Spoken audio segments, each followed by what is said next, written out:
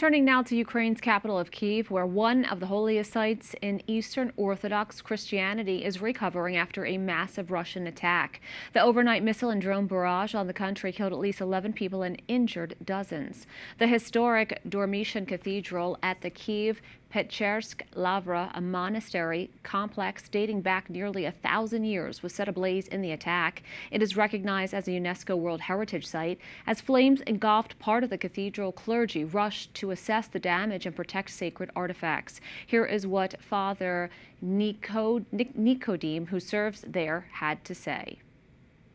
In our holy shrine, in the cathedral of Dormition of Tokos, and because our monastery is very ancient, I just ask brethren, as well all people, just to live in peace and try to understand each other. Joining us now is Stephen Moore, founder of Ukraine Freedom Project. Great to have you in the studio. Always great to be with you, Veronica. This cathedral is one of the holiest sites in Eastern Orthodox Christianity. Do you think this attack was deliberate or random?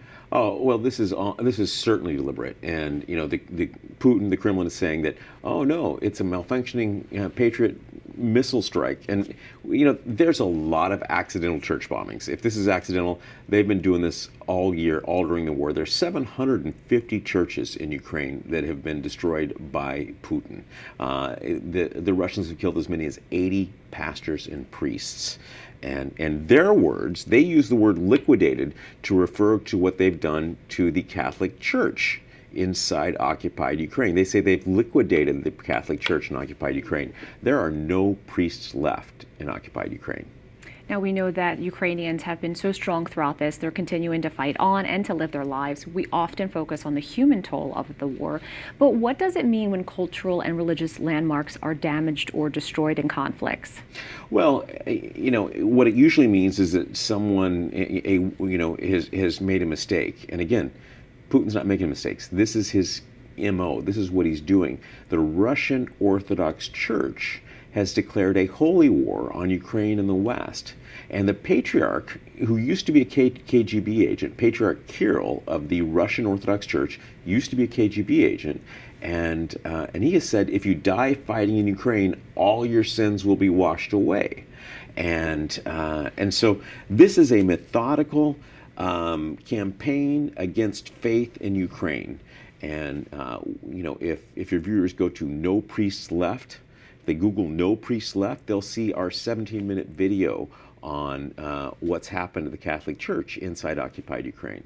Now, on Sunday, President Trump spoke separately with both President Vladimir Putin and, of course, President Volodymyr Zelensky. What is the current status of efforts to bring this war to an end?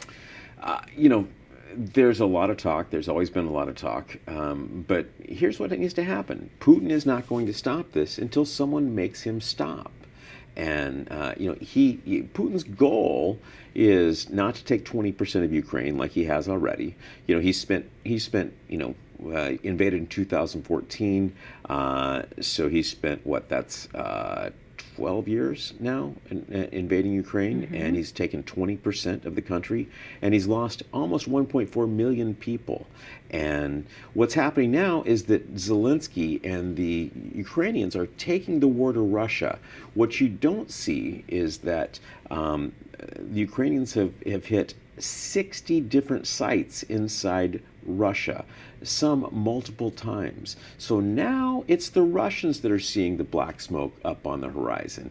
It's the Russian populace that feels like Putin can't protect them. So Putin is getting increasingly backed into a corner. He's getting increasingly desperate. He's increasingly doing what he's trying to do, which is destroy churches and complete his war on faith. Stephen Moore, it's great to have you here in the studio. Thanks for everything. Always great to be with you.